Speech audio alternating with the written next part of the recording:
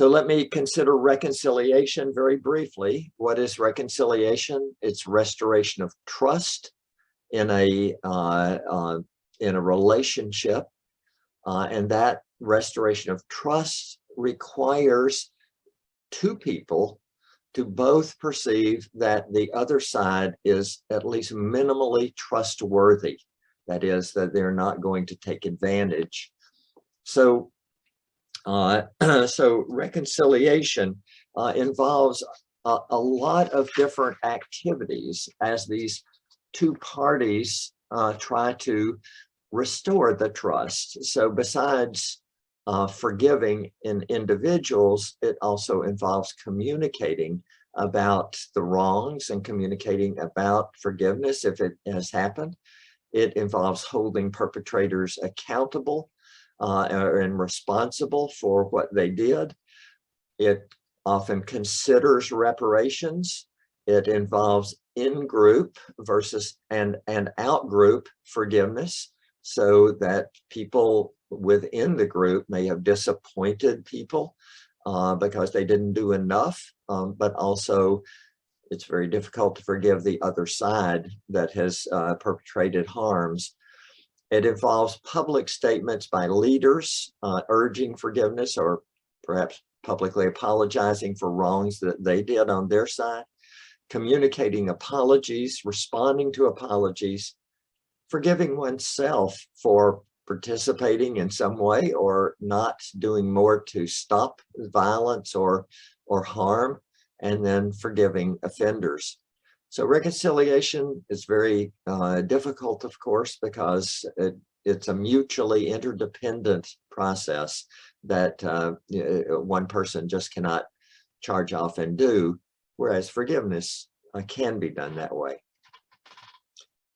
So I think hope is involved in forgiveness, reconciliation, and peace.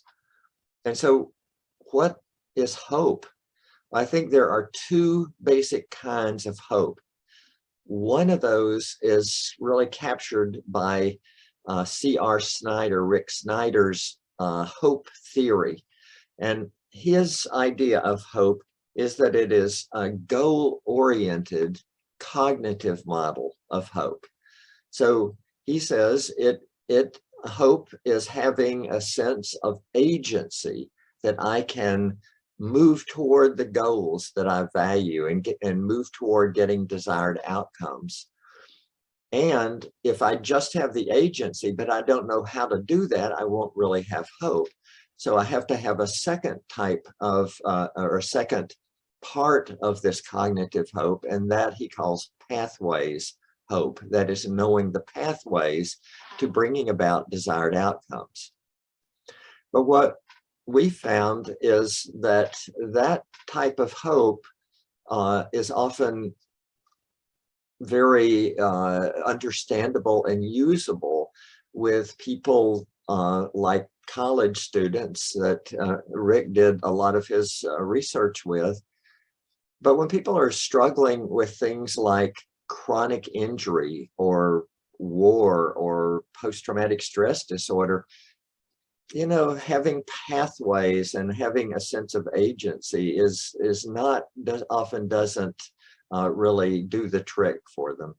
So we have defined a second type of hope that we call persevering hope.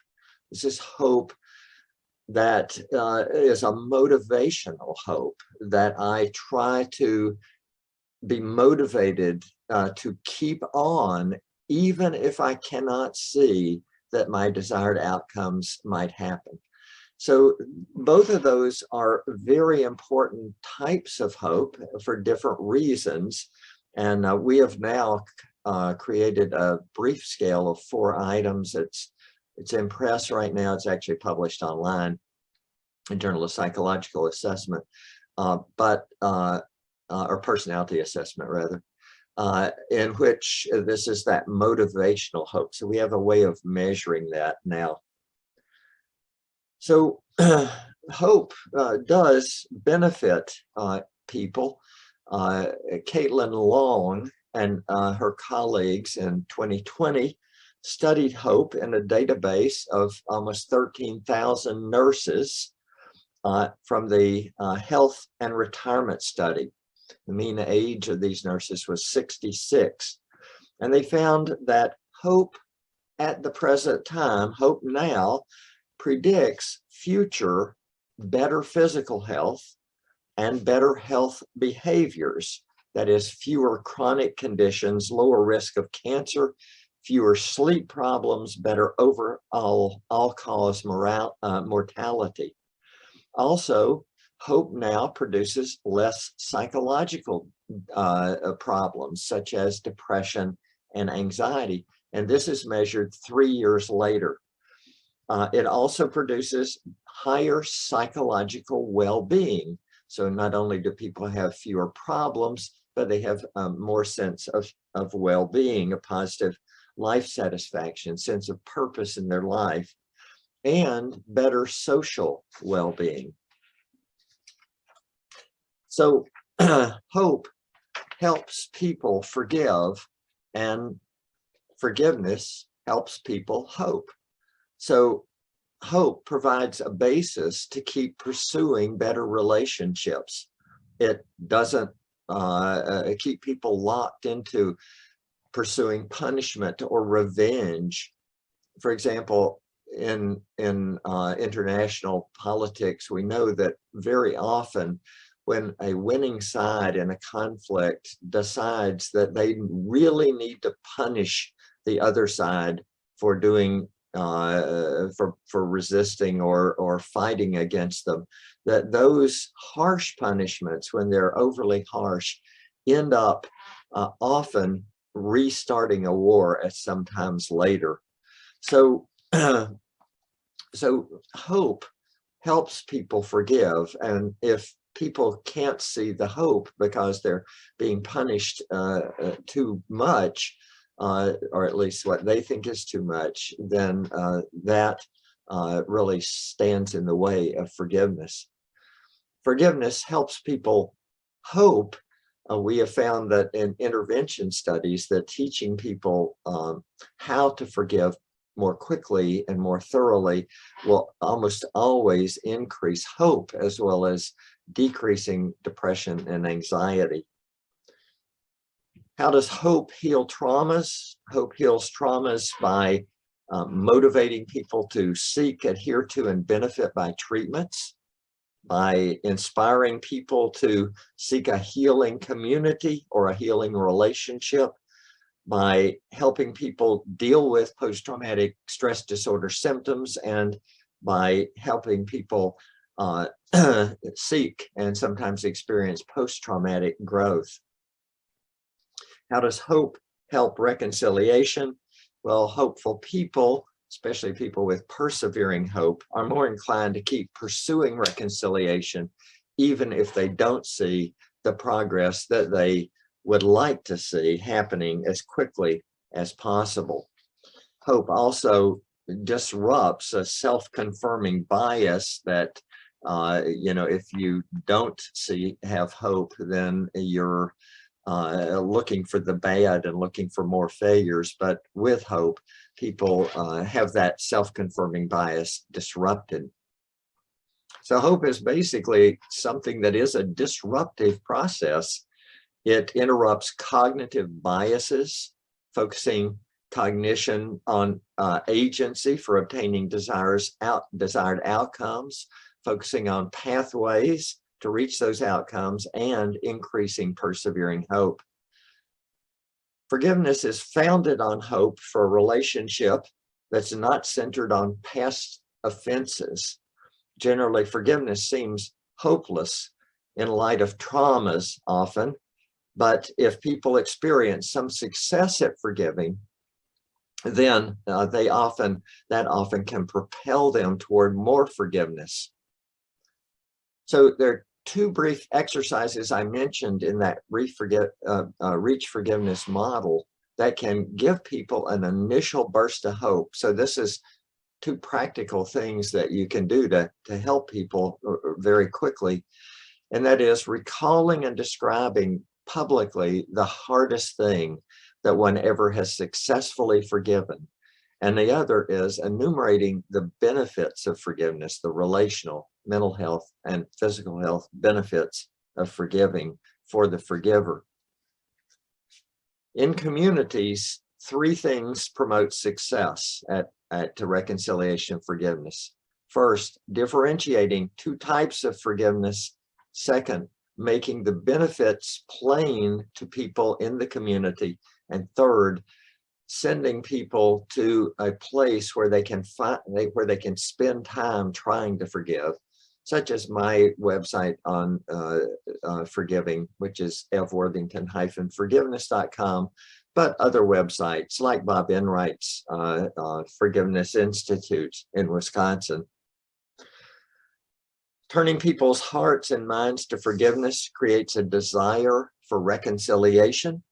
It reduces anger, depression, anxiety. It increases hope. It triggers a desire to move forward. It signals safety, which contributes to the birth and building of trust. And it builds persevering hope.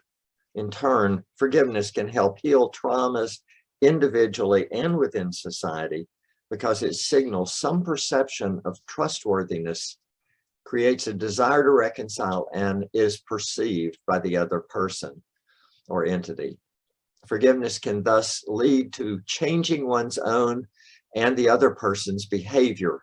Trust can grow in hope, which can grow into reconciliation, and reconciliation can grow into peace. Thank you.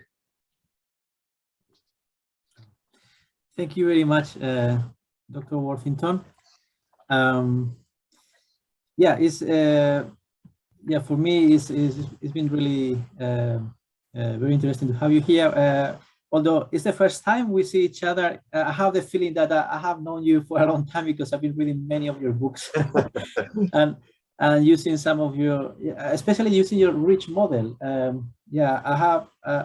I could use it in Spain and here in England in different occasions, and I can testify that has been helpful for different communities of people, just to increase general well-being or to help them to forgive things that are really, really traumatic. So thanks for all your studies, all your research, and we will keep learning from you. Well, just to recommend some books from Dr. Worthington. One book that is called Handbook of Forgiveness. This was one of the first books that I came across like some years ago, and it's a collection of articles related to the scientific articles related to the theory and practice of forgiveness. Another book called Forgiveness and Reconciliation Theory and Practice, and then another one is I got here. It's called you can see Just Forgiveness, Responsible Healing Without Excusing Injustice.